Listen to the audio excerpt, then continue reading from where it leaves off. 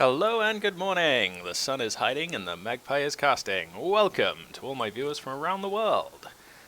Today we have for you a 1v1 between the American player Crazy Man 64335, who I might just be calling Crazy Man, and his opponent playing as the Axis Wehrmacht Shadowwater, who I might just call Shadow.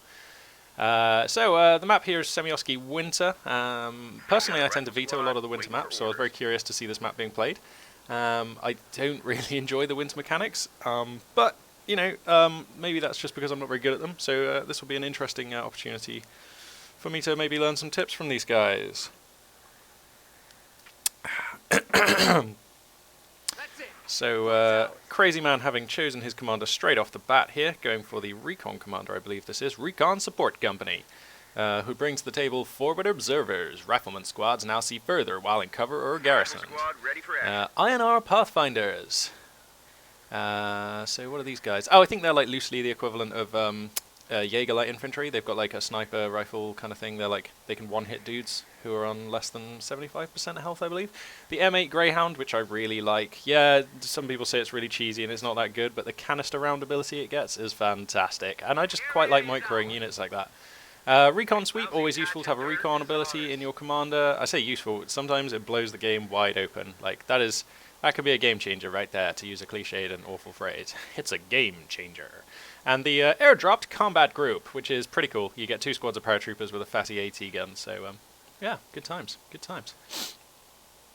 The commanders available for the Wehrmacht player, we've got one of my personal favourites, the Mobile Defence Doctrine, who gives you the Ostrupin reserves, who arrive with random veterancy and occasionally an LMG-42. Panzer Tactician, very useful. Counterattack Tactics, always great if you remember to use it, and I have to say that's the most difficult thing about it. The Puma Armoured Car, which is just one of my favourite units of all time. God, I love microing those things. They are such a pain for your opponent if you're like at all decent with them. And the Command Tank, which in the most recent patch I believe was changed so it now affects units in a radius rather than just units in the command zone, which is really good because it used to be entirely map dependent. If the map had a huge command zone in a really relevant part of the battlefield, that Command Tank used to be epic. And now it's just going to be good all the time, rather than sometimes okay, sometimes lame, and sometimes like ridiculously good. He's also got Encirclement Doctrine, another favourite commander of mine, because it gives sprint to grenadiers, but most importantly to your sniper. And I, for better or for worse, love a good sniper. And his third commander is the Fortified Armour Doctrine. Of the 2 Elephant commanders, my least favourite because it doesn't get the spotting scopes, you don't get the Regal anti-tank mines, you know, you don't get the Stuka bomb, and do you get the Recon Sweep? You do get the Recon Overflight, so that's cool. But he does get hull down, which is great, and he also gets the command tank, so, you know, it's pretty cool. And he gets Panzer Attack as well, so, yeah, we'll see what the choice is. Squad of Grenadiers coming through here quite aggressively positioned, trying to just deny this fuel point, and that's going to have an impact on the teching of the US player. Pardon me. General infantry skirmishes erupting around the map at the moment. Squad of Grenadiers taking up a decent position here in this building, beginning to exchange with the Rifleman squad across the street. Another Grenadier squad here coming in for support, another 2 Grenadier squads coming in for support. And if we look, 4 squads of Grenadiers coming out here for Shadowwater, so that is a commitment. That's a statement which says, I really like Grenadiers. Most players I know will go 1, maybe 2 Grenadiers, but they'll get an MG-42 somewhere in there, or even a mortar squad, something like that. And for the American player, we've got 3 Riflemen. Well, that's fairly standard and expected, and he has gone for the Lieutenant, I believe? Yes, the Lieutenant. And so the Lieutenant brings with it the unlocks of the M20 utility car, which he's building now. Surprising, actually. Well, I suppose he can get this now and then the Greyhound a lot later, so this is not surprising maybe that he's building this. The 50 caliber machine gun and the AA half-track, which you've got to think he's going to want to use in the early game. That's probably why he's gone for the Lieutenant. That's a bit of an assumption on my behalf, but it's just such a good unit.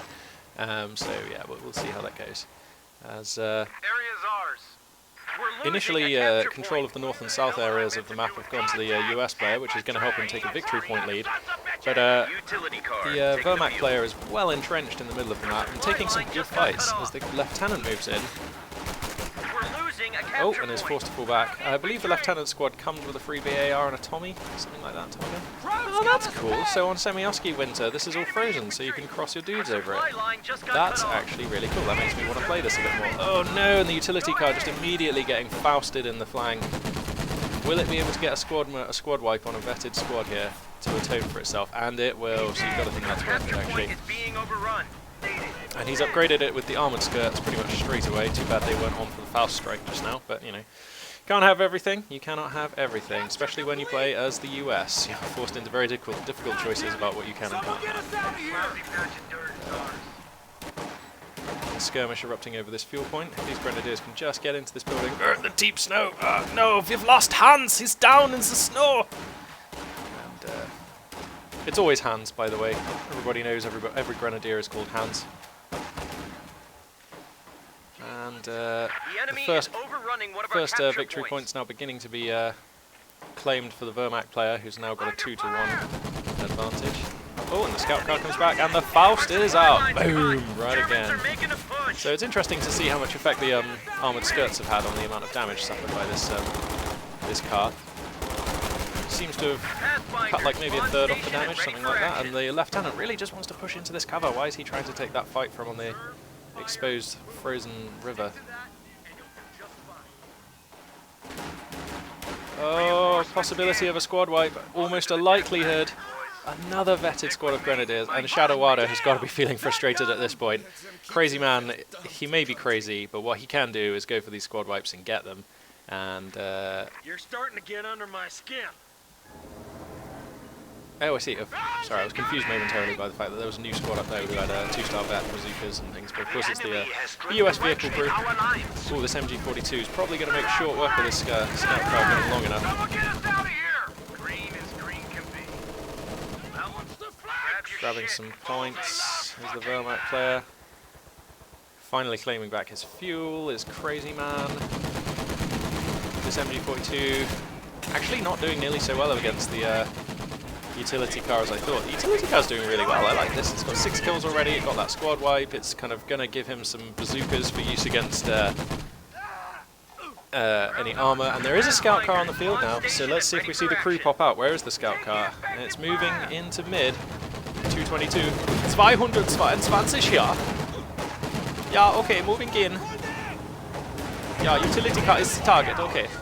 Seems that the utility car being given smoke here to cover its retreat. Oh, the 222 just hooning shells in. Come on, get the crew out, use the Zooks, and the crew pop out.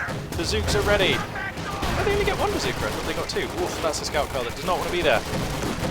Oh, he's going to try and trade it, but he's not going to get it. The Zook round finishes it off. And Shadowada are in some difficulty now, down to just 4 squads, 2 of which on low health, and he decides to bail on the game. And probably a premature surrender there. I mean, you can have a really bad early game and still come back, but I imagine he was probably feeling quite fed up. So, that's the end of this 1v1 match. I hope you enjoyed it. If you have any tips or feedback, please do leave a comment. And yeah, this is Magpie signing out. I imagine I'll do another cast because that one was really short. And yeah, catch you guys next time.